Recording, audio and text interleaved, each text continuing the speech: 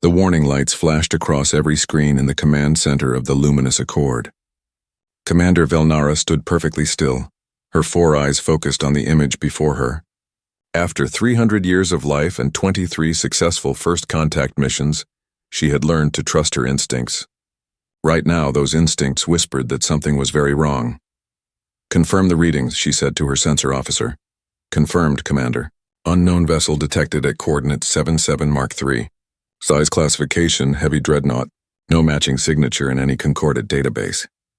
Velnara's skin shifted from its usual blue to a cautious purple. In the 12,000 years since the galactic concordate formed, first contact had become a routine process. New species appeared every few decades. The procedure never changed. Approach slowly, broadcast peace, study their technology, guide them into civilization. Simple, safe, predictable, but this vessel was not simple. "How large?" she asked. "Twice the size of our largest warships, Commander." The bridge fell silent. Around her, the crew of mixed species all turned to look at the display. The ship hung there in the darkness of space, a massive shape of metal and purpose. Its hull showed damage, scorch marks, holes that had been sealed with different materials. It looked like something that had been through hell and refused to die. "Energy readings?" Velnara asked. The sensor officer's tentacles trembled slightly. "That's the strange part, Commander. Multiple reactor types. Chemical propulsion systems. Nuclear drives. Fusion reactors. And something else we can't identify. It's like they built the ship from 10 different technology levels." "That's impossible," said the tactical officer, a Krenth with thick armor plating. "No species develops that way. You either have fusion or you don't. You don't mix it with chemical rockets, but there it was, impossible or not." Velnara made her decision. "Send word to Concordate Central. Request a first contact flotilla. Full protocol. And add a security cruiser to the standard package." "Security, Commander?" The communications officer looked surprised. "We haven't needed military support for first contact in 4,000 years. Call it intuition," Velnara said, still watching the strange ship.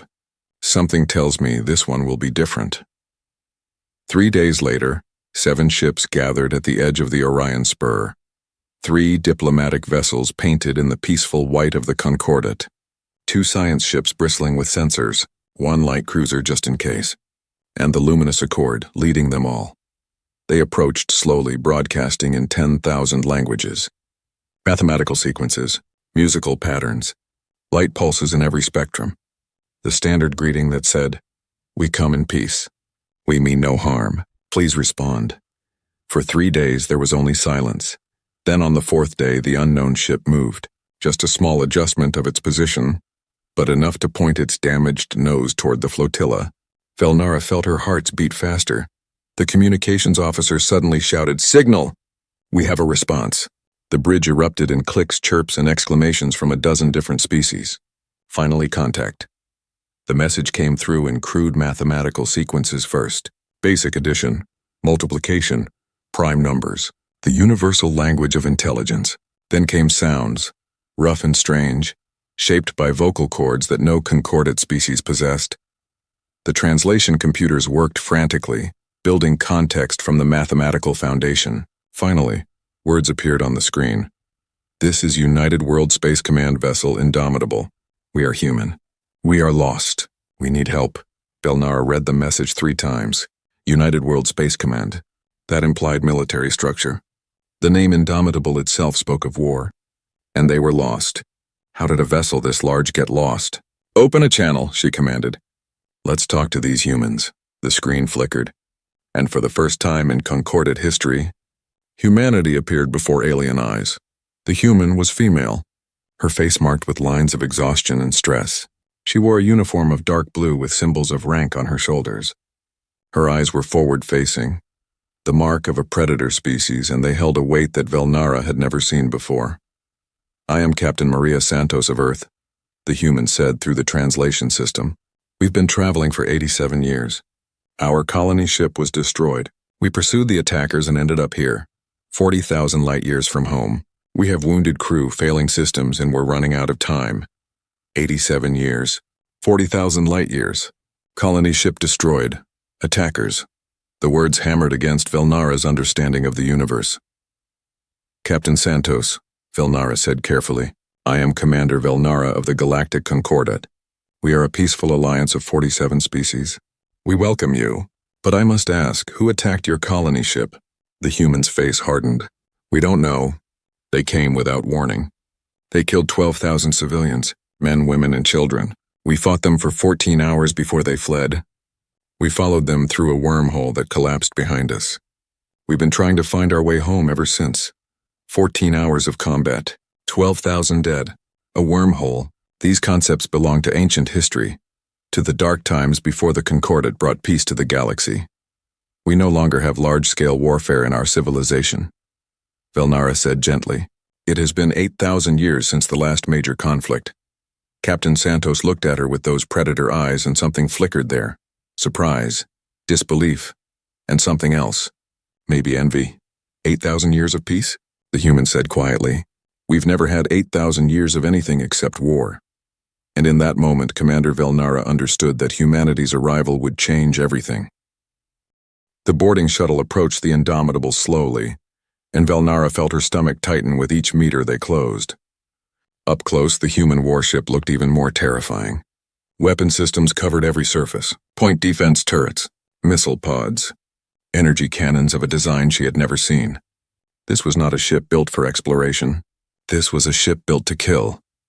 Commander, whispered her aide, a young Etherian named Corsal. Should we really board that thing? Velnara understood his fear. The Concordat had not built a true warship in millennia. Their defense vessels were police ships, really, designed to stop pirates and rescue stranded travelers. This human vessel could probably destroy their entire flotilla without much effort. We must, Velnara said. It's protocol. First contact requires face-to-face meeting. The shuttle docked with a metallic clang that echoed through their small craft. The airlock cycled and the door opened to reveal the interior of the human ship. The smell hit them first. Recycled air, sweat, and something else. Something sharp and bitter that the translation computers identified as fear. The corridor was dark, lit only by emergency lights that cast red shadows across the walls. Damage control teams worked in the distance, welding plates over hull breaches. Captain Santos waited for them at the airlock, flanked by 2 soldiers carrying weapons. Velnara noted this violation of protocol but said nothing. These humans did not know Concordat customs yet. Welcome aboard the Indomitable, Santos said. Her voice carried the weight of command but also exhaustion that went bone deep. I apologize for the condition of my ship. We've been running on emergency power for 6 months. As they walked through the corridors, Velnara saw more evidence of the ship's ordeal. Sections sealed behind blast doors, makeshift repairs using materials that did not match, and crew members who looked at the alien visitors with eyes that had seen too much. They passed a medical bay where dozens of humans lay in strange coffin-like boxes. Cryo-sleep, Santos explained. Half my crew is frozen to save resources. We have 3,000 people on a ship designed for 6,000. We lost many in the battle. 3,000 souls trapped on a dying ship 40,000 light-years from home. Velnara felt a pang of sympathy that crossed species boundaries. Santos led them to a conference room. On the way, they passed a memorial wall covered in names. Thousands of names etched into metal. The crew of the colony ship that had been destroyed. We carry them with us, Santos said quietly, so we never forget why we fought. In the conference room, Santos activated a holographic display. You asked about the attack. Here is what happened. The recording began, and Velnara's world changed forever. The images showed a massive colony ship, peaceful and slow, moving through space toward a new world. Suddenly, vessels appeared from nowhere, dark ships with weapons that tore through shields like paper. The colony ship tried to run but was too slow, too vulnerable. Then the Indomitable arrived. What Velnara witnessed next defied everything she knew about combat. The humans fought with a desperation and creativity that no Concordat battle computer could match. When their weapons failed, they used engine thrust as a weapon, burning enemy ships with fusion fire. When their shields collapsed, they vented atmosphere explosively to throw off targeting systems. They rammed enemy vessels. They turned cargo containers into kinetic missiles. The battle lasted 14 hours. The human crew worked without rest, repairing damage as fast as the enemy inflicted it. They used mining charges as torpedoes. They jury-rigged sensors into targeting systems. Every tool became a weapon. Every tactic broke conventional military theory. But they were too late. The colony ship broke apart, scattering 12,000 lives into the void. The Indomitable had hunted the fleeing attackers with single-minded fury. They followed them into an unstable wormhole, knowing it might be a trap. The wormhole collapsed, and the human ship found itself lost in a region of space no Earth vessel had ever seen. When the recording ended, Velnara sat in silence. Her aide was shaking. Even the normally stoic Krenth tactical officer looked disturbed. "Your crew fought for 14 hours? Velnara finally asked. "Concordat doctrine says any engagement beyond 20 minutes is wasteful and inefficient." Santos looked at her with an expression that might have been pity. "Commander, when you're protecting lives, there is no such thing as too long. We fought until we won or died. That's the only doctrine that matters." "But the damage to your own ship," Velnara protested. "You used your vessel as a weapon. You destroyed parts of it deliberately. The resource waste alone is nothing compared to 12,000 lives," Santos interrupted. Her voice was hard now, edged with steel. "We don't fight to preserve equipment, Commander. We fight to preserve people. Ships can be rebuilt. People can't." Velnara realized she was seeing a fundamental difference in thinking. The Concordat had optimized warfare into a mathematical exercise, something calculated and controlled. Humans had turned it into something primal, something driven not by logic but by the need to protect what they loved. "Your species has been at war for a long time," Velnara said. "It was not a question. All of our history," Santos confirmed. "We've had periods of peace, but they never last. Earth is not a kind world, Commander. High gravity. Predators everywhere, diseases, earthquakes, volcanoes, hurricanes. We evolved fighting everything, including each other. War isn't something we choose. It's something we learn to survive." "And now you're here," Velnara said, "in a galaxy that has forgotten how to fight." Santos nodded slowly. "Yes, and I don't know if that's a good thing or a very bad thing." Neither did Velnara.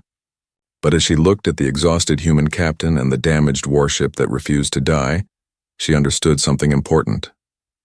Humanity had not just made first contact with the Concordat. Humanity had reminded them that peace was not the natural state of the universe. Peace was something you built, something you protected, something you fought for, and the galaxy was about to learn that lesson all over again. The diplomatic proceedings had been going on for 6 days. Velnara sat through endless debates about proper integration protocols, cultural exchange programs, and technology sharing agreements. Captain Santos attended with patience that seemed almost superhuman, though Velnara noticed the human's knuckles turning white whenever the discussion circled back to the same points for the 5th time. Then the emergency signal arrived. "Commander," the communications officer announced, "we're receiving a distress call from the Tertius mining colony. Kralvex raiders detected on approach vector. Estimated time to colony 4 hours." The room fell silent. Every representative from every species turned to look at the tactical display that materialized in the center of the conference room. "How many civilians?" Velnara asked, though she already knew the answer would be bad. 4,000, Commander, mostly miners and their families." Santos stood up immediately. "What's our response time?" "We are the nearest military asset," Velnara explained. "However, Concordat protocol requires a council vote before military deployment. Standard procedure takes approximately 6 to 8 hours. 6 to 8 hours? Santos's voice cut through the room like a blade. "The colony has 4 hours. What happens to them while you're voting?" The Krenth representative, a large individual named Bakhtar, spoke in his deep, rumbling voice. "The Kralvex are raiders, not murderers.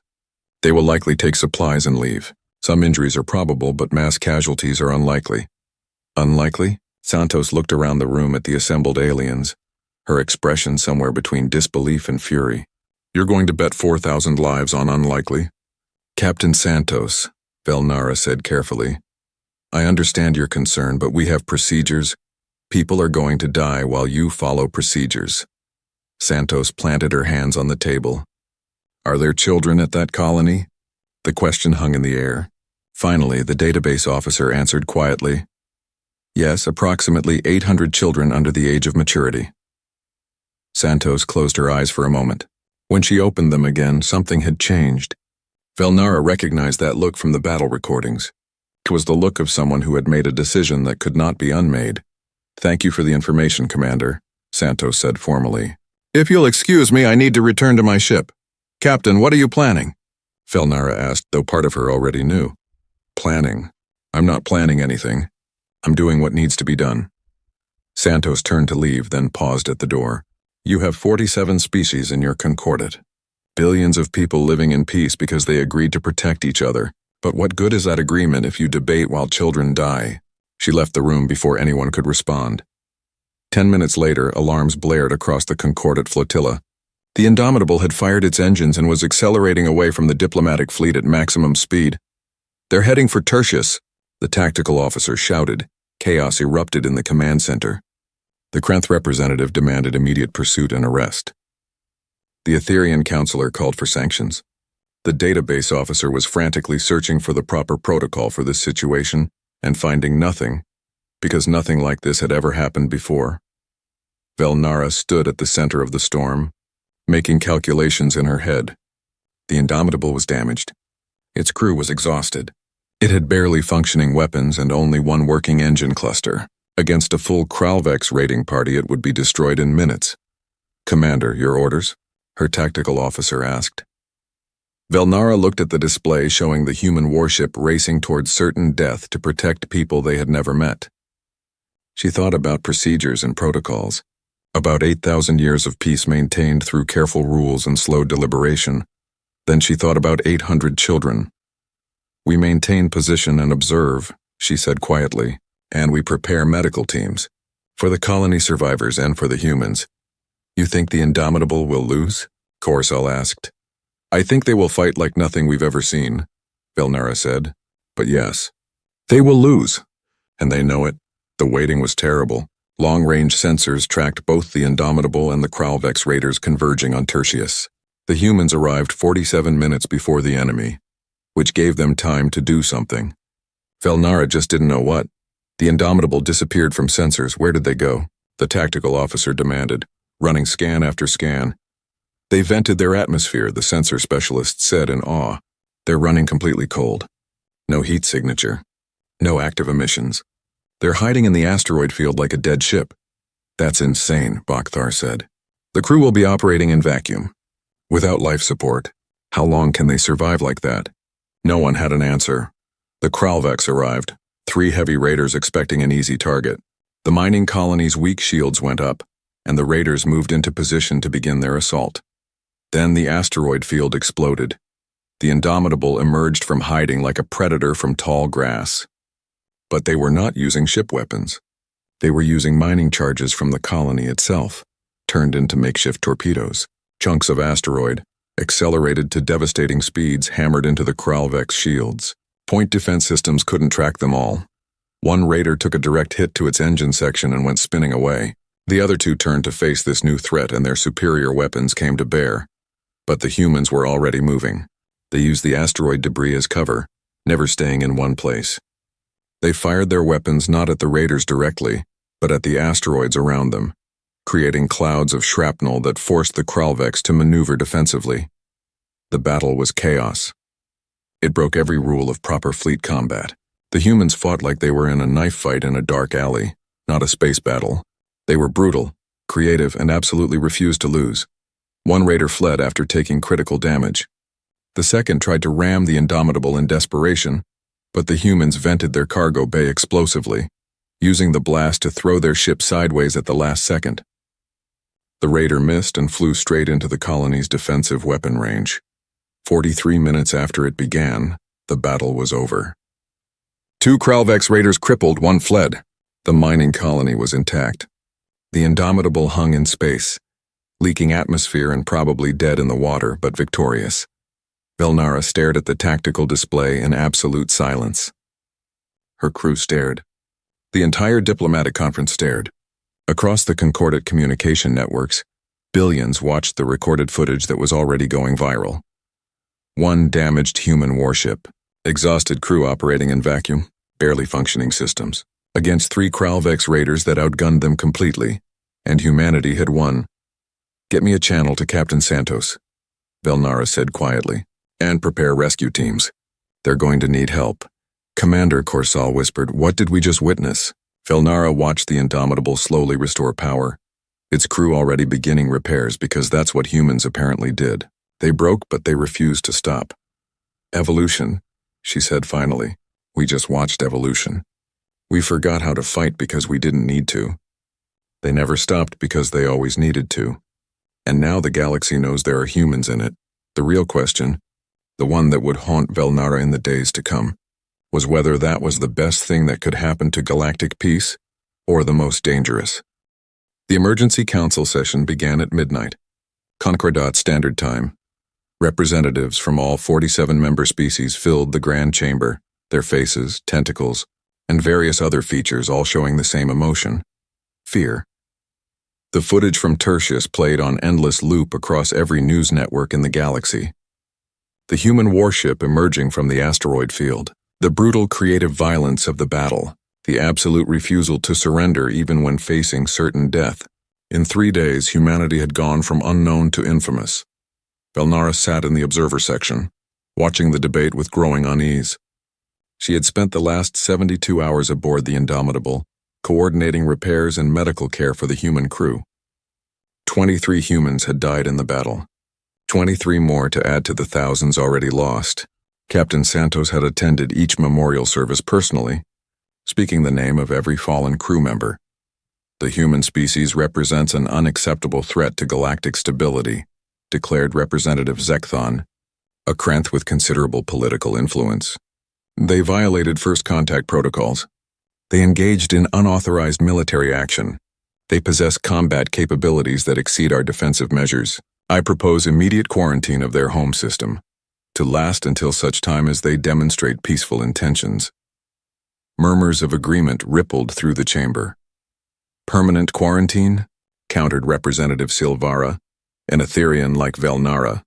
We would condemn an entire species to isolation because they saved 4,000 lives. They protected Concordat citizens while we debated. Should we punish courage? It's not about punishment, Zekthon rumbled. It's about safety. These humans have been at war for their entire history. What happens when they decide we are the enemy? One damaged ship defeated 3 Kralvex raiders. What happens when they build a fleet? The chamber erupted in argument. Some species called for humanity's immediate integration, seeing them as the ultimate deterrent against threats. Others demanded isolation or even preemptive action to prevent human expansion. A few suggested using humans as mercenaries, a proposal that made Velnara's skin shift to an angry red. Commander Bokthar stood to speak, his massive frame commanding attention. I have studied the human battle recordings extensively. Their tactics are chaotic, wasteful, and completely unpredictable. They ignore optimal strategies. They take unnecessary risks.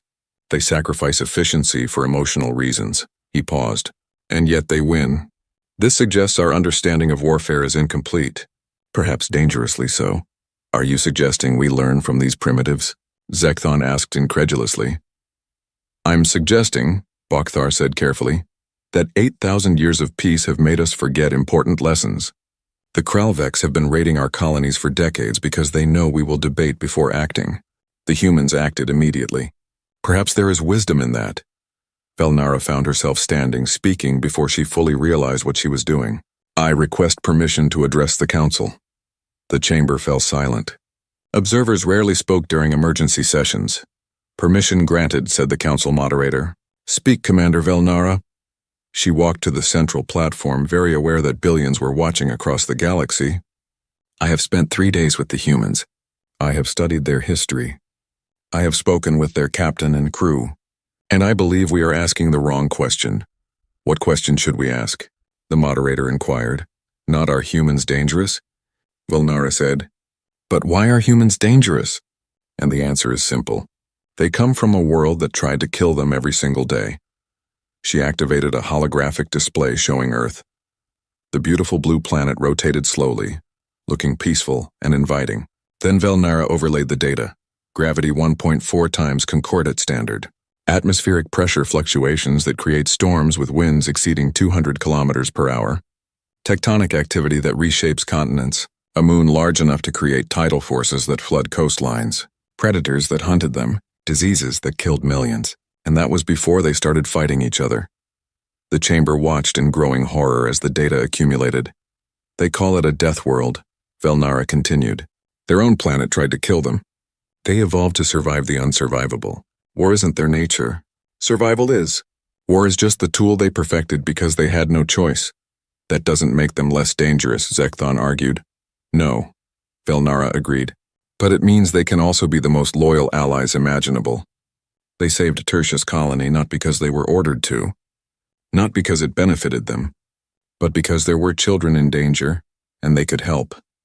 That is also human nature. She pulled up another display showing human history, art, music, literature, philosophy, scientific achievements, acts of kindness and cooperation that crossed cultural boundaries. Yes, they wage war, but they also dream of peace.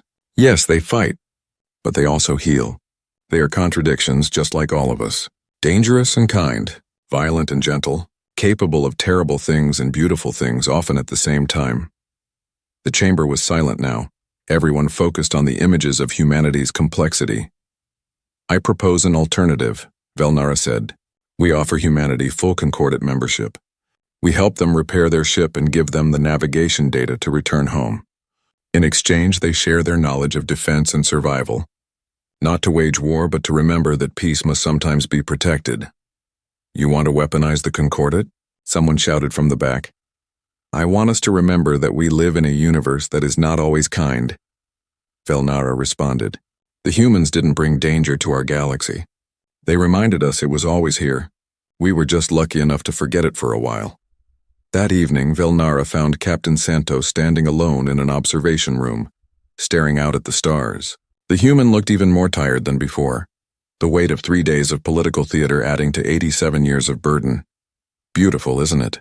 Santos said without turning. All those stars, all those worlds, so much peace, and she paused. Makes me wonder if we're the problem. If maybe the galaxy was better before we arrived. Velnara stood beside her. Do you really believe that? I don't know what I believe anymore, Santos admitted. My crew wants different things. Half want to stay here, start over in a galaxy that's forgotten war. The other half wants to go home even if it takes another 87 years in cryo. I'm their captain. I'm supposed to have answers. But I just feel lost. You know what I see when I look at humans? Velnara asked. I see a species that's been at war for thousands of years but never stopped hoping for peace. You've seen the worst the universe has to offer. You are some of the worst, but you still choose kindness when you could choose cruelty. You still protect children when it would be easier to run. That's not weakness. That's strength. Santos finally turned to face her. And if we're wrong? If we bring war to your peaceful galaxy? Then we'll face it together, Velnara said. Because that's what the Concordat means. We're stronger together than apart. And maybe we need to be reminded that strength isn't just about avoiding conflict. It's about protecting what matters when conflict comes. The Council's decision came 3 days later. Humanity would join the Concordat with full sovereign rights. The Indomitable would be repaired using the best technology available. Navigation data to Earth would be provided. And a new program would begin. Cultural exchange that included defensive training led by human advisors. The vote wasn't unanimous. It never is. But it passed. As the news spread across the galaxy, something shifted. The Kralvex raids decreased sharply. Word traveled fast in the darkness between stars. There were humans now, and humans didn't negotiate with predators. They hunted them. 3 months had passed since the vote. The repair dock orbiting the Concordat capital world buzzed with activity as the final touches were added to the Indomitable. The warship gleamed with new armor plating, a hybrid design that combined human engineering with Concordat technology. It was stronger now, faster, more capable than ever before, but it was also a symbol, and symbols mattered. Captain Santos stood on the dock, watching the work crews put the finishing touches on her ship. She wore a new uniform, one that bore both Earth insignia and the Concordat emblem. Half her crew would stay behind as ambassadors, volunteers who had chosen to build bridges between their species and this new galaxy. The other half would return home with her, carrying technology and knowledge that would change Earth forever. Second thoughts?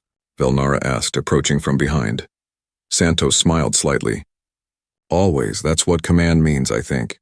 Endless second thoughts. She turned to face the Etherean who had become her unlikely friend. Your people are taking a huge risk, you know.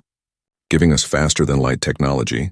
What if we use it to build an empire? What if we become the threat everyone fears? Then we'll deal with it. Velnara said simply. But I don't think you will. I've seen how humans love, how you protect, how you grieve. Species that care that deeply don't usually become monsters. Usually, Santos repeated. But not always. Nothing is certain, Velnara agreed. That's what makes choice meaningful. The final preparations were complete. In 2 days, the Indomitable would depart with a concorded escort, beginning the journey that would end at Earth. Santos had one more duty to perform first. The concordate council chamber was filled to capacity. Every representative, every observer, every reporter with clearance to attend. This was history, and everyone wanted to witness it. Santos walked to the central platform, her footsteps echoing in the sudden silence. She had prepared a speech, words carefully chosen to thank the concordate for their help and promise cooperation. But as she looked out at the assembled beings, representing civilizations that had achieved peace she couldn't imagine, those prepared words felt wrong. She spoke from her heart instead. 3 months ago, we arrived in your space lost, damaged, and desperate. You could have turned us away. You could have seen us as the threat many still believe we are. Instead, you helped us. You debated, yes. You argued and worried and doubted. But in the end, you chose hope over fear. That means something. She paused, gathering her thoughts. You asked what makes humans different. I've thought about that question every day since we met. Maybe it's this. We know how bad things can get. We've lived it. We've caused it. We are in many ways exactly what you fear. We're violent when we need to be. We're stubborn when we should compromise. We fight when others would flee. The chamber was absolutely silent. But we also know the cost of war. Every human child learns about the wars that nearly destroyed our world. We teach our history not to glorify it, but to remember what we survived and what we lost. We know darkness because we've lived in it, and maybe that's why we value light so much. Santos looked directly at the cameras, knowing her words would reach across the galaxy to billions of watching beings. You've had 8,000 years of peace. That's beautiful. That's something my species has never achieved and may never achieve. But you asked us what we can offer you. Here's my answer. We can remind you that peace is not the absence of threat. It's the choice to protect what matters when threats appear. You have forgotten how to fight because you've been lucky enough not to need it. We've never had that luxury. She took a breath, feeling the weight of every human who had fought and died throughout their species' history. We don't want to bring war to your galaxy. We want to bring the lessons we've learned from war. The value of preparation. The importance of acting when innocents are in danger. The knowledge that sometimes the only thing standing between peace and destruction is someone willing to stand in the gap. My crew saved Tertius colony not because it was strategic or optimal or followed protocol. We saved it because there were children there and we could help. That's what humans do. We don't always make the smart choice. We make the choice that lets us sleep at night. She smiled then, sad and tired and hopeful all at once. You've given us technology that will change our civilization, navigation data that will guide us home, friendships that cross the stars. In return, we promise to be the allies you deserve. Not perfect, not always right, but loyal to the principles that brought us together, that life matters, that peace is worth protecting, and that sometimes the right choice is the hard choice. We'll return to Earth and tell our people about the Concordate, about 47 species that found a way to live together peacefully. We'll tell them that the universe is bigger and stranger and more wonderful than we imagined, and we'll tell them that somewhere out here we found friends. She stepped back from the podium. Thank you. For everything. The chamber erupted. Not in applause exactly, since half the species present didn't have hands to clap, but in their own ways each being showed approval. Humming, chirping, color changes, bioluminescence. A symphony of alien appreciation that Santos would remember for the rest of her life. 2 days later, the Indomitable departed. Velnara watched from the command center of her new assignment, leading the Integrated Species Cultural Exchange Program. Her first task was preparing for the journey to Earth, which would begin in 6 months once diplomatic protocols were finalized. Commander, Corsal said, pointing at his screen. You should see this. The recording showed a group of young Concordate citizens, mixed species, all joining the newly reformed defense forces. When asked why they enlisted, one of them, a Krenth barely into adulthood, answered with a phrase that had somehow spread across the galaxy. Because someone has to stand in the gap, the young Krenth said, like the humans taught us. Another showed cadets at the Concordat Defense Academy, studying human battle tactics with intensity that would have been unthinkable 3 months ago. The curriculum had changed. It now included courses on rapid response, creative problem-solving under pressure, and the ethics of immediate action. Velnara saw another clip of Kralvek's raiders encountering a Concordat patrol vessel. The patrol used tactics they had learned from human advisors, aggressive maneuvers that caught the raiders completely off guard. The Kralveks fled without engaging. It was the first time in decades that had happened. But the most surprising change was cultural. Across the Concordat, beings who had never considered military service were signing up, not because they wanted war, but because they finally understood that peace required guardians. Korsal showed her one more clip, this one from a youth social network. A young Etherian, probably no more than 30 years old, posted a message that had been shared millions of times. "We thought we had evolved beyond violence," the message read. "The humans showed us we just evolved beyond the memory of why violence sometimes matters. They didn't bring war to our galaxy. They brought the reminder that someone has to care enough to fight when fighting is needed. Humanity! Fuck yeah!" Velnara blinked at the profanity, still not entirely sure what it meant in human context. But she understood the sentiment, the spirit behind the words. She looked out at the stars, thinking about Captain Santos and the Indomitable making their long journey home. She thought about Earth, a death world that produced a species capable of such violence and such compassion. She thought about the changes already rippling through the Concordat. Some good, some uncertain, all inevitable. First contact was supposed to be simple, predictable, safe. Instead, humanity had arrived and reminded them that the universe was neither simple nor safe, that peace was a choice you made every day, that sometimes the right thing to do was the dangerous thing. That hope wasn't naive, it was fierce. Velnara smiled, her skin shifting to a contented blue. The galaxy had asked what just happened when they made first contact with a human warship. The answer was simple. Everything had changed. And for the first time in 8,000 years, the Concordat remembered what it meant to be alive in a universe that didn't guarantee peace.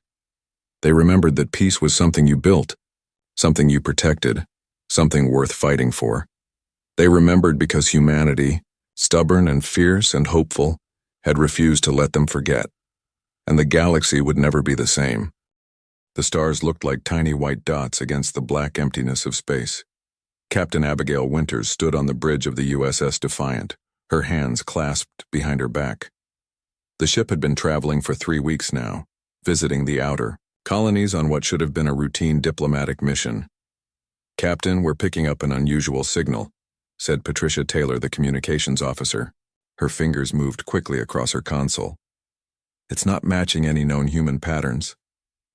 Abigail walked over to Taylor's station. "Can you clean it up?"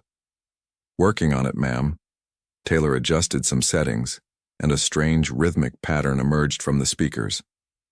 It wasn't random noise, it had structure. "That's not human," said Lieutenant Commander John Hayes, the tactical officer. He stood from his station and approached. "And it's not from any of the 3 alien species we've encountered before." Dr. Eliza Murphy, the ship's xenobiologist, entered the bridge at that moment. She had been called when the strange signal was first detected. "May I?" she asked, gesturing to Taylor's console. Taylor nodded and stepped aside. Dr. Murphy listened to the signal, her eyes closed in concentration. "It's a language pattern. Complex, structured, definitely intelligent." "Can you trace the source?" Abigail asked, turning to Ensign Christopher Jenkins at the navigation console. The young officer nodded. "Yes, Captain. Signal is coming from a star system about half a light day from here, not on any of our charts." Abigail took a deep breath. First contact with a new alien species wasn't on her mission briefing, but the Defiant was equipped for diplomatic missions, and her crew was among the best in the fleet. "Set a course, Ensign. Let's see who's out there." "Yes, ma'am." The Defiant changed direction, its engines humming quietly as it accelerated. The crew worked efficiently, preparing for every possible outcome. Chief Engineer Samuel Garcia ran diagnostics on all systems. Security Chief Adam Clark placed his security teams on standby. Dr. Murphy assembled a first contact protocol team. 12 hours later, They entered the uncharted star system. It was a yellow star with 7 planets. The 3rd planet showed signs of technology. "Captain, we're being scanned," reported Hayes. "Multiple frequencies. Very thorough." "Let them look," said Abigail. "We have nothing to hide." Taylor, broadcast. Our first contact greeting package on all frequencies. As they approached the 3rd planet, they finally saw them. 3 large ships, each one at least twice the size of the Defiant. They had strange angular designs with what looked like bony plates covering their hulls. "They're responding to our greeting," said Taylor, "sending us coordinates for a meeting point in orbit around their planet. Take us there, Jenkins, nice and slow." The tension on the bridge was thick enough to cut with a knife. Humanity had met 3 alien species before, and all those meetings had gone well. But everyone knew it only took one bad first contact to start a war. The meeting point was in a high orbit. As they arrived, one of the alien ships approached. It was massive up close, with strange protrusions that might have been weapons or might have been something else entirely. "They're requesting visual communication," said Taylor. "Put them on the main screen," ordered Abigail, straightening her uniform. The screen flickered, and then they saw them for the first time. The aliens were tall, with gray-green skin covered partially by what looked like natural armor plates. Their eyes were large and yellow, with vertical pupils. They had no visible nose, but their mouths were wide with small, sharp teeth. "I am Captain Abigail Winters of the United Earthship Defiant," she said, speaking clearly. "We come in peace, seeking friendship and knowledge." The alien in the center of the screen made a clicking sound. Then, in surprisingly good English, it spoke. "I am Supreme Commander Kresh of the Vixari Dominion. Your presence in our territory is noted." Dr. Murphy whispered to Abigail. "They must have analyzed our language from our greeting package. Very impressive."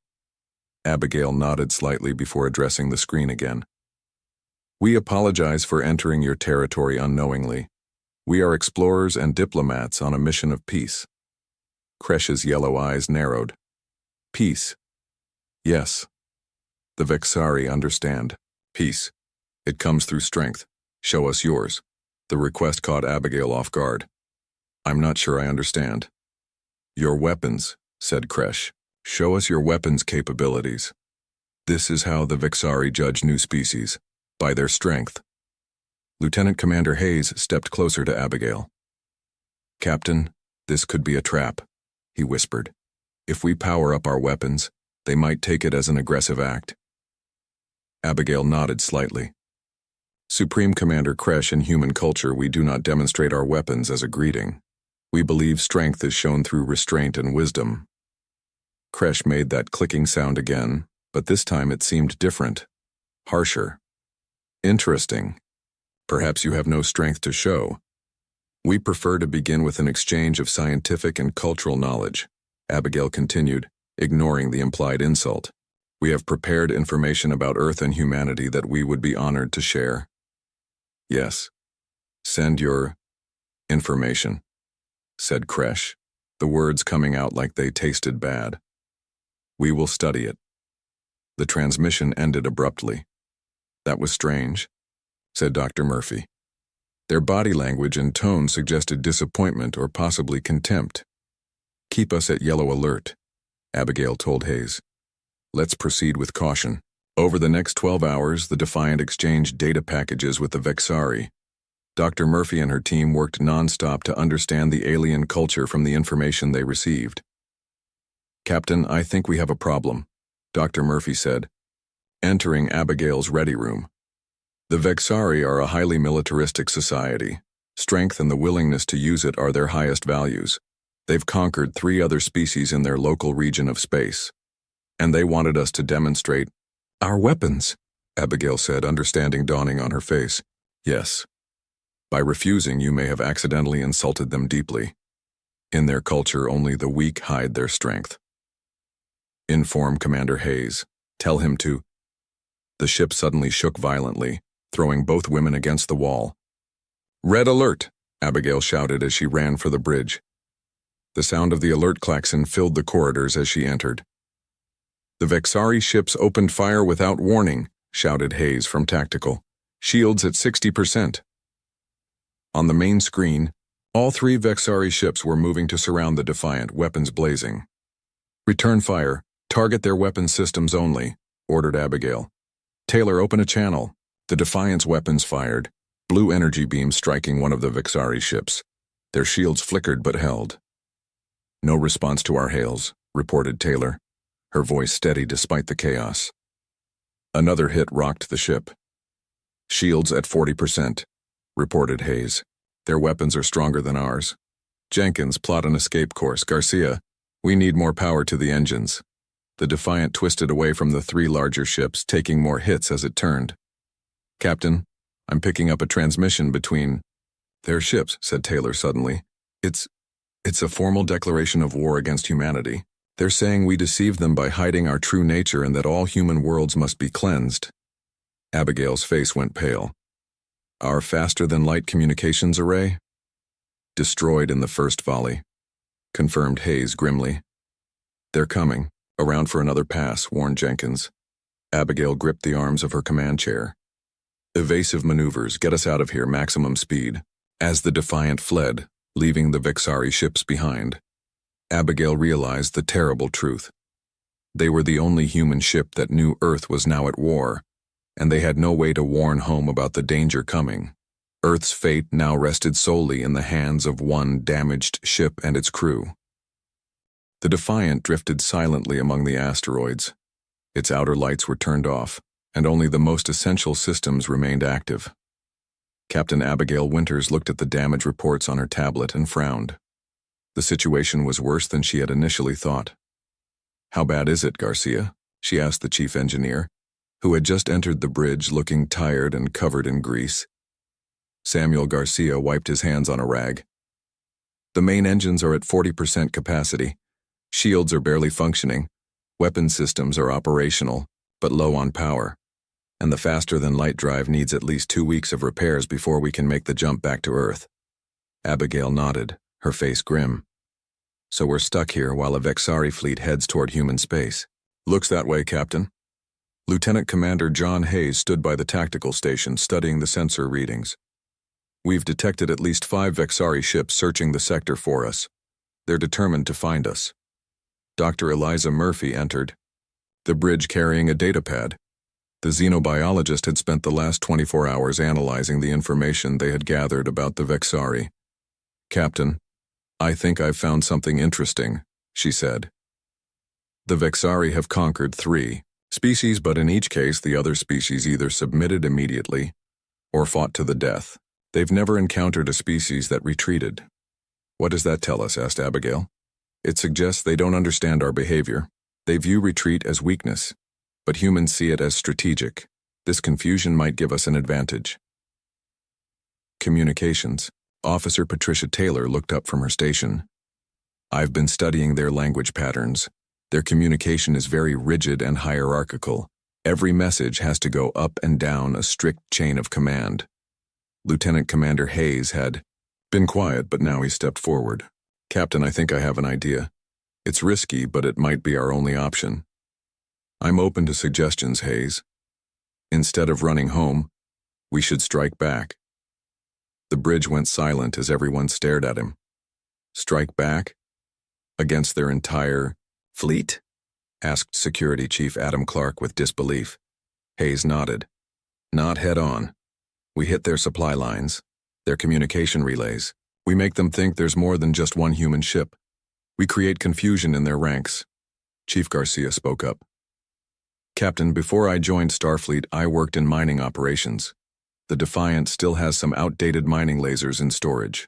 With some modifications, I might be able to turn them into weapons that could penetrate Vexari shields. Their shields are designed to block military weapons, Hayes added. They might not be calibrated to stop mining equipment. Abigail walked slowly around the bridge, considering the idea.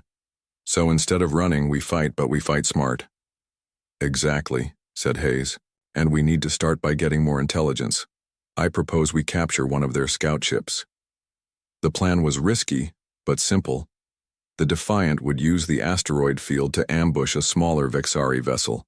Hayes would lead a boarding party while the ship's weapons kept the Vexari distracted. 3 days later, they detected a lone Vexari scout ship entering the asteroid field. It was time. All hands, battle stations, ordered Abigail over the ship's comm system. Boarding party, stand. The Defiant powered up from its hiding place behind a large asteroid. Before the Vexari ship could react, the Defiant fired its weapons, targeting the engines and communication systems. Direct hit on their engines, reported Hayes from the tactical station. Their communications are down. They're returning fire, warned Ensign Christopher Jenkins from navigation. The Defiant shook as a Vexari energy beam struck its hull. Minimal damage, reported Garcia from engineering. Our position among the asteroids is giving us some protection. Boarding party, launch now, ordered Abigail. Hayes led a team of 6 security officers in a small shuttle toward the damaged Vexari ship. They attached to the hull and cut their way inside. The next 20 minutes were tense as the bridge crew waited for news. The Defiant continued to exchange fire with the Vexari ship, keeping their attention away from the boarding party. Finally, Hayes's voice came through the comm system. Captain, we've secured the ship. 4 wounded on our side. Most of the Vexari crew is contained, but we lost Sanders and Miller. Abigail closed her eyes briefly. Bring our wounded home, Commander, and download everything you can from their computers. Already on it, Captain. 2 hours later, the boarding party returned with a wealth of information. The Defiant retreated deeper into the asteroid field, leaving the crippled Vexari ship behind. In the conference room, Hayes, Dr. Murphy, and Officer Taylor presented their findings to the captain and senior staff. It's worse than we thought, said Hayes grimly. The Vexari have dispatched a fleet of 30 ships toward Earth. They'll arrive in about 6 weeks. There must be something in their data that can help us, said Abigail, refusing to give up hope. Patricia Taylor nodded. I've been analyzing their communication protocols. The Vexari use a strict command structure. Every order has to be confirmed by multiple levels of their hierarchy before action is taken. That makes them slow to adapt, added Dr. Murphy. Their military doctrine doesn't allow for individual initiative. And look at this, said Hayes, pulling up an image on the screen. It showed a Vexari commander being executed. This is what happens when a Vexari officer fails. Their punishment for defeat is death.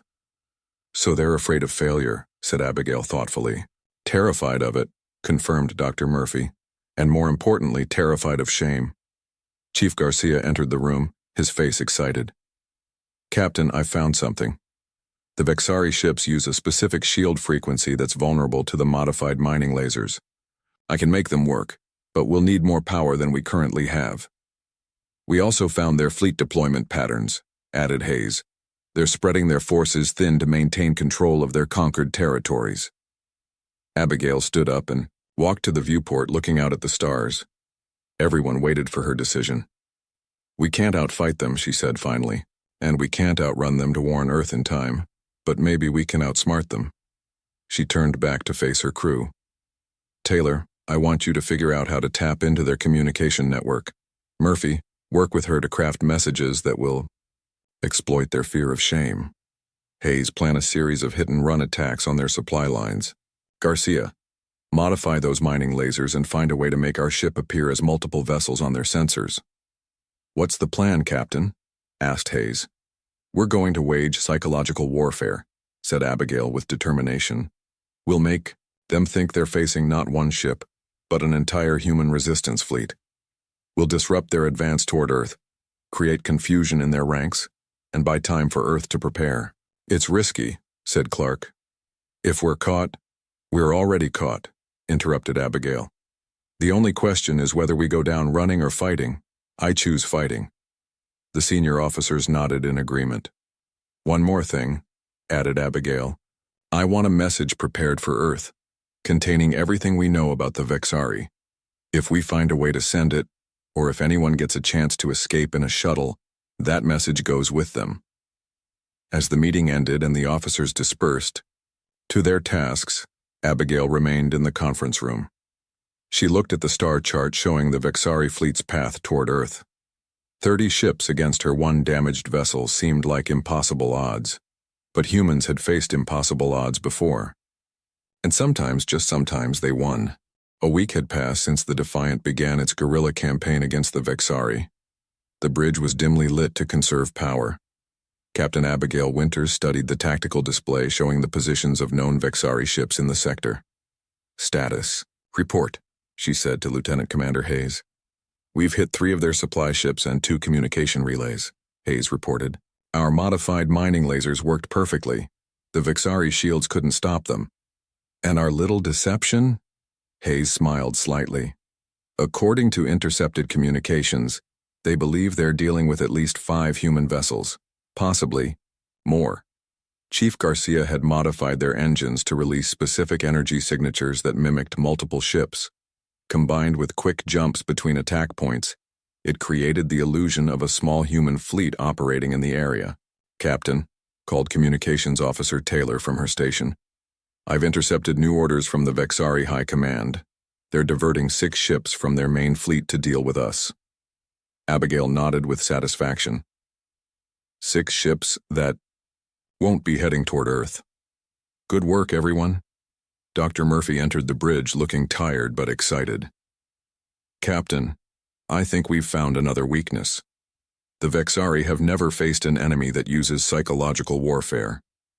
They're warriors, not strategists." "Explain," said Abigail. "Officer Taylor and I crafted a message suggesting that one of their commanders was considering surrender. We inserted it into their communication network yesterday. Now they're fighting among themselves, accusing each other of cowardice. Their rigid hierarchy is working against them," added Taylor. "The commander who was accused has been executed by his own superiors even though he was innocent. Helmsman Victor Rodriguez, who had proven his skill at navigating the damaged ship through dangerous situations, spoke up from the navigation console. "Captain, I've plotted 5 possible ambush points for our next attacks. Each one gives us a quick escape route." "Good work, Rodriguez," said Abigail. "We'll need every advantage we can get." Medical Officer Benjamin Ward entered the bridge with a medical tablet in hand. "Captain, I need to speak with you about our supplies." Abigail stepped aside with him. "We're running low on everything," Ward said quietly. "Medical supplies, food, even clean water. The crew is exhausted. Some haven't slept properly in days. Can you keep them going a little longer?" Ward sighed. "I can give them stimulants, but that's just a temporary fix. We need rest and resupply soon." "I understand, Doctor. We'll find a solution." At that moment, the ship's alert system activated. Lieutenant Nicole Daniels, who specialized in stealth tactics, called from the sensor station, "Captain, 2 Vexari warships approaching our position." "Battle stations," ordered Abigail calmly. "Rodriguez, take us behind that moon. Daniels, engage the stealth modifications." The crew moved with practiced efficiency. The Defiant slipped behind a small moon, its energy emissions reduced to minimum levels. Garcia's modifications made them nearly invisible to Vexari sensors. "They're scanning the area," reported Daniels. "But they haven't detected us yet." Abigail watched the tactical display as the 2 Vexari ships passed nearby. "Hold position," she ordered. "Let them go." After the danger passed, Abigail called a meeting of her senior officers in the conference room. "We can't keep this up forever," she told them frankly. "Our supplies are running low and the crew needs rest. The good news is that we've caused significant disruption to the Vexari fleet," said Hayes. "They've diverted 8 ships now to hunt us and delayed their main attack force by at least a week. But it's not enough," said Abigail. "We need to do more." Chief Garcia cleared his throat. "Captain, I think I've found a way to tap directly into the Vexari command network. If we can access it, we could feed them false information about human fleet movements. That would force them to spread their forces even thinner," said Hayes with approval. "It's risky," warned Garcia. "We'd need to get close to one of their command ships and maintain the connection for at least an hour." "Can we do it without being detected?" asked Abigail. "Maybe. Lieutenant Daniels and I have been working on improving our stealth systems. We think we can mask our presence for short periods, even at close range." Abigail nodded. "Work up a plan." In the meantime, I want to find a place to rest the crew. Any suggestions? There's an uninhabited planet in the next system, said Rodriguez. Sensors show it has breathable air and fresh water. We could land for a day or two to make repairs and let the crew recover. Make it happen, ordered Abigail. 2 days later, the Defiant sat on the surface of a small, rocky planet. The crew took turns going outside to breathe fresh air and feel solid ground beneath their feet for the first time in weeks. Repair teams worked on the ship while others set up water collection systems. Abigail sat on a rock outcropping looking up at the alien sky. Hayes approached and sat down beside her.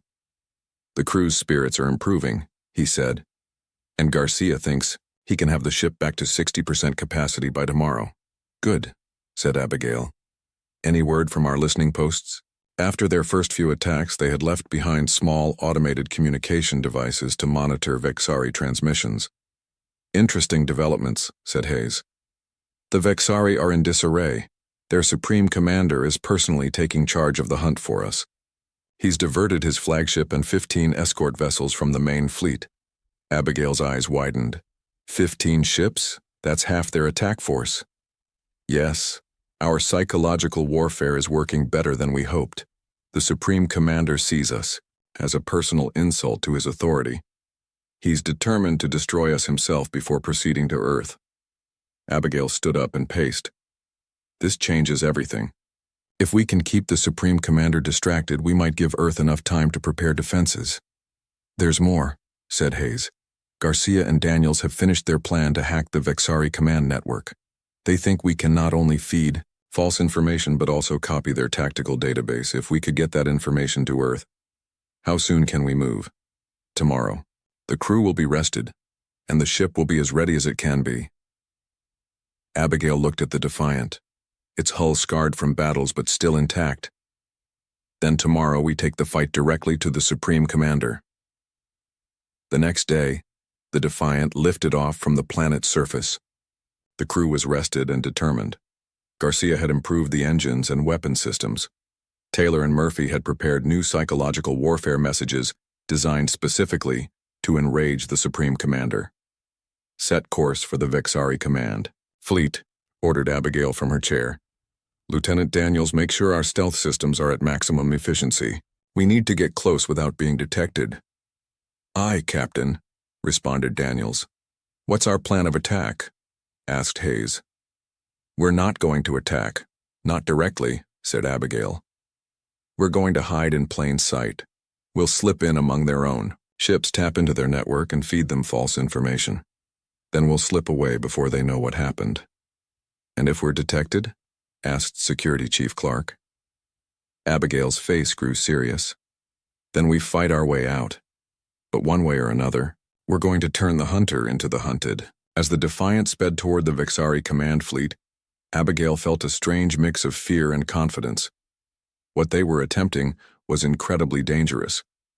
But in just a few weeks, her small ship had managed to disrupt the plans of an entire alien armada. They had already accomplished the impossible once. Perhaps they could do it again. The fate of Earth depended on it. The Defiant drifted silently through space. All non-essential systems shut down. Just 500 kilometers away, the massive Vexari flagship sat at the center of its battle group. 15 warships surrounded it in a protective formation. On the bridge of the Defiant, Captain Abigail Winters watched the enemy ships on the tactical display. Status of stealth systems? She asked quietly.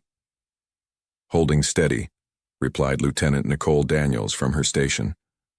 Their sensors are sweeping, right past us. Chief Engineer Garcia's voice came through the comm system. Captain, we're ready to begin the hack. I need to power up the main computer, but that might make us visible to their sensors. Understood, said Abigail. Lieutenant Daniels, find us the biggest sensor shadow you can. Daniels studied her console. There's a large debris field between two of their escort ships. If we position ourselves there, their sensors might mistake us for more debris. Helmsman Rodriguez, take us in. Nice and slow. The Defiant moved carefully toward the position, using minimal thruster power. Everyone on the bridge held their breath. As they passed within weapons range of two Vexari warships, We're in position, reported Rodriguez finally. Begin the hack, ordered Abigail. In engineering, Garcia and Communications Officer Taylor worked together on the computer systems. They had studied the Vexari communications they had intercepted over the past weeks and believed they could break into their command network. I'm in, reported Taylor after several tense minutes. Accessing their tactical database now. Download everything, said Abigail. Fleet movements, weapons specifications, planetary defenses, everything. Science. Officer Amanda Lewis, who had been working on a special project with Garcia, spoke up from her station. Captain, I've been analyzing the local star. It's unstable, with frequent solar flares. If we could lure the Vexari ships closer to it, the radiation would enhance the effects of our modified mining lasers. Good thinking, Lewis, said Abigail. Mark the coordinates. We may need that advantage soon. Captain, called Taylor urgently, I've found something important. The Vexari Supreme Commander has ordered all ships to converge on Earth in 8 days. They plan to destroy all major cities simultaneously. How much longer do you need for the download? Asked Abigail. At least 10 more minutes, replied Garcia. Lieutenant Commander Hayes moved closer to Abigail. We should use this opportunity to plant false information in their system. We could create fake orders, confuse their fleet movements. Do it, agreed Abigail. Make it look like Earth has been warned and has assembled a large defense fleet. Hayes nodded and went to work with Taylor. 5 minutes remaining on the download, reported Garcia. Suddenly, alarm signals flashed on Lieutenant Daniel's console. Captain, they've detected us. One of their patrol ships is changing course to investigate. How long until they reach us? Asked Abigail. 3 minutes at most. Abigail made a quick decision. We need that data. Hold position and continue the download. Hayes, prepare weapons. If they get too close, we'll have to fight. The tension on the bridge grew as the Vexari patrol ship drew nearer. On the view screen, they could see its massive form approaching, weapon ports beginning to glow with energy. Download at 80%, reported Garcia. They're charging weapons, warned Hayes. 90%, said Garcia. The Vexari ship fired. The energy beam passed just meters from the Defiant's hull. They're trying to flush us out, said Hayes. Next shot won't miss. Download complete, announced Garcia. Rodriguez, get us out of here, full speed, ordered Abigail. Head for the star coordinates Lewis provided. The Defiant's engines roared to life as the ship accelerated away from the debris field. Behind them, the Vexari patrol ship fired again, this time hitting the Defiant's rear shields. Shields holding at 60%, reported Hayes as he returned fire. The Defiant's modified mining lasers struck the Vexari ship, causing visible damage to its hull. All Vexari ships are now pursuing, said Daniels, including the flagship. Exactly as we wanted, said Abigail. Lead them toward the star. The Defiant raced toward the unstable star, 15 Vexari warships in pursuit. The small human vessel was faster and more maneuverable, but the Vexari had the advantage of numbers and firepower. We're approaching the solar flare zone, reported Lewis. Radiation levels are rising. Prepare to broadcast on all frequencies, ordered Abigail. I want to make one final attempt at peace before this goes further. Taylor nodded and opened a channel. This is Captain Abigail Winters of the USS Defiant to the Vexari Supreme Commander. We have downloaded your entire tactical database and transmitted it to Earth. Your attack plan is compromised. I offer you one last chance to negotiate peace and avoid further bloodshed. There was a long pause before the response came. The face of the Vexari Supreme Commander appeared on screen, his yellow eyes glaring with hatred. Human deception, he hissed. You lie to save yourselves. There is no transmission, there is no Earth defense. There is only your destruction. I've tried to be reasonable, replied Abigail. Remember that. She signaled Taylor to cut the transmission. They're not going to listen, said Hayes. We've angered them too much with our tactics. Then we proceed with the final plan, said Abigail grimly. Hayes, assemble your boarding party. Garcia, prepare the special package. Hayes looked surprised. Captain, you can't be serious. Board the flagship? That's exactly what we're going to do. confirmed Abigail. While they're focused on chasing us, a small team will board their flagship, plant explosives in key areas, and download their command codes directly from their central computer. It's suicide, said Security Chief Clark. It's our best chance. To save Earth, countered Abigail. We've already proven we can infiltrate their ships. We just need to create the right distraction. Hayes nodded, understanding the plan. I'll lead the boarding party. Prepare your team, ordered Abigail. We'll make our move when we reach the star's radiation zone. 20 minutes later, the Defiant approached the turbulent outer region of the star. Solar flares erupted in massive arcs, sending radiation and charged particles streaming into space. Radiation shields at maximum, reported Garcia. The modifications are holding for now. The Vexari ships are still in pursuit, said Daniels. They're having trouble with the radiation. Their formation is breaking up. This is our chance, said Abigail. Hayes, launch when ready. Hayes and his team of 5 volunteers boarded a small, modified shuttle. The craft was equipped with the same stealth technology as the Defiant, making it nearly invisible to Vexari. Sensors. Boarding party away, reported Rodriguez as the shuttle departed. Now for our part, said Abigail. Rodriguez, take us in closer to the star. Lewis, prepare to amplify our weapons using the solar radiation. The Defiant turned and accelerated, directly toward a massive solar flare. The Vexari ships followed, their weapons firing continuously. They think we're making a suicide run, said Clark. Let them think that, replied Abigail. All that matters is keeping their attention on us while Hayes completes his mission. On the small shuttle, Hayes and his team approached the Vexari flagship from below. The massive ship was focused on pursuing the Defiant and didn't detect the tiny craft attaching to its hull near an emergency access port. Using cutting tools, they made their way inside. The Vexari crew was too busy with the chase to notice the intruders.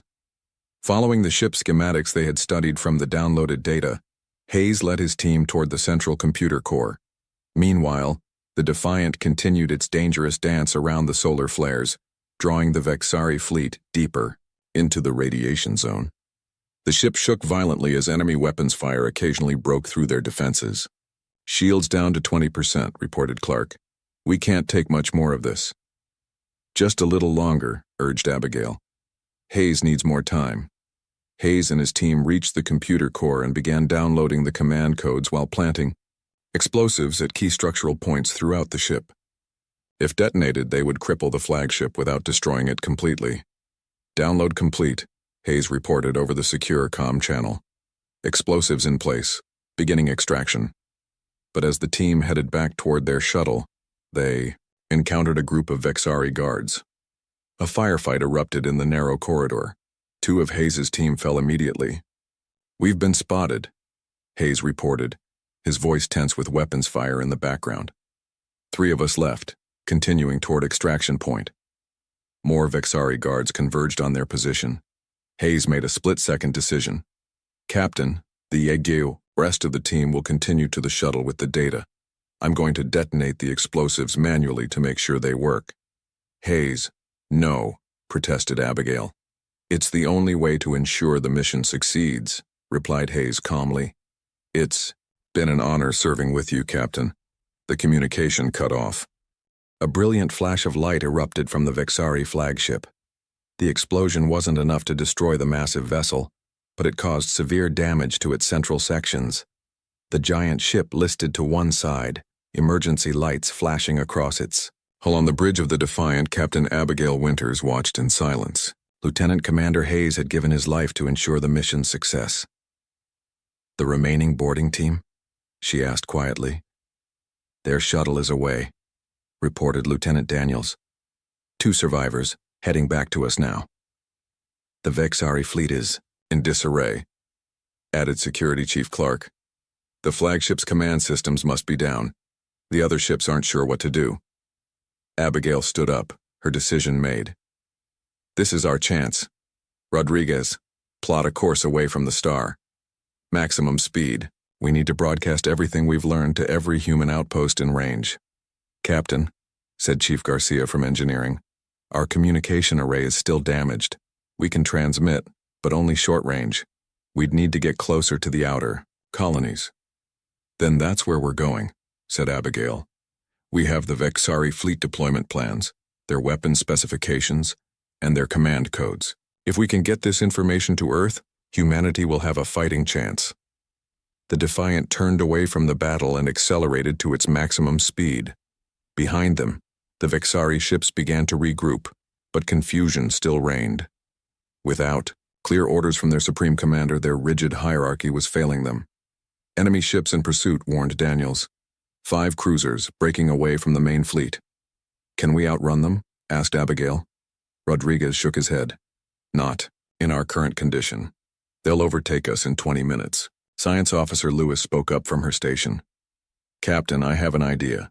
The data we stole includes the frequencies of their internal communication systems. If we broadcast a fake order from their supreme commander on those frequencies. Do it, ordered Abigail. Tell them to break off pursuit and return to protect their flagship. Communications Officer Taylor quickly crafted the message, using the Vexari command codes they had stolen. The effect was immediate.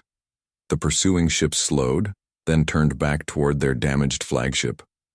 It worked, exclaimed Daniels. For now, cautioned Abigail. But they'll figure it out eventually. We need to make the most of this time. For 3 days, the Defiant raced toward the nearest human outpost, a small research station on the edge of colonized space. The crew worked around the clock, repairing what systems they could and preparing the data for transmission. Captain, called Medical Officer Ward, you need to see this. Abigail followed him to the medical bay. The 2 surviving members of Hayes's boarding team were there, along with something unexpected, a Vexari. We found him trapped in a corridor near our shuttle, explained one of the team members. He would have died in the explosion. We couldn't just leave him. The Vexari was injured, but conscious. Its yellow eyes followed Abigail as she approached. Do you speak our language, she asked. The alien nodded slowly. I am Subcommander Krell, Engineering Division. Why did your people attack us? Asked Abigail directly. Krell seemed confused by the question. You showed weakness. The weak must be conquered. This is the way of the Vexari. And how is that working out for you? Asked Abigail. 1 human ship has crippled your flagship, confused your fleet, and stolen your battle plans. The Vexari looked away. The Supreme Commander was wrong. He did not understand your species. You retreat, but you are not weak. You are cunning. Dr. Murphy, who had been studying the alien, stepped forward. Your people value strength above all else, but there are many kinds of strength. Perhaps, admitted Krell reluctantly. I have much to consider. Over the next day, Krell provided valuable insights into Vexari thinking. Dr. Murphy and Officer Taylor used this information to refine their psychological warfare strategy. On the 4th day, disaster struck. 3 Vexari warships appeared directly in their path. They must have guessed where we were heading, said Clark. We're trapped. The Defiant shook as enemy weapons fire struck its shields. Shields failing, reported Garcia. We can't take another hit like that. Return fire, ordered Abigail. Target their weapon systems. The Defiant fought bravely, but it was outmatched. More hits landed, and critical systems began to fail throughout the ship. Engine room hit, called Garcia over the comm system. Main power failing. Abigail looked around at her crew, loyal and determined to the end. Prepare to abandon ship. All personnel to escape pods. Captain? Questioned Clark. We can't save the ship, but we can save the crew and the information we've gathered, explained Abigail. I'm staying aboard to make sure everyone gets away. Am I? Staying too, said Rodriguez firmly. As am I, added Taylor. One by one, the senior officers volunteered to remain behind.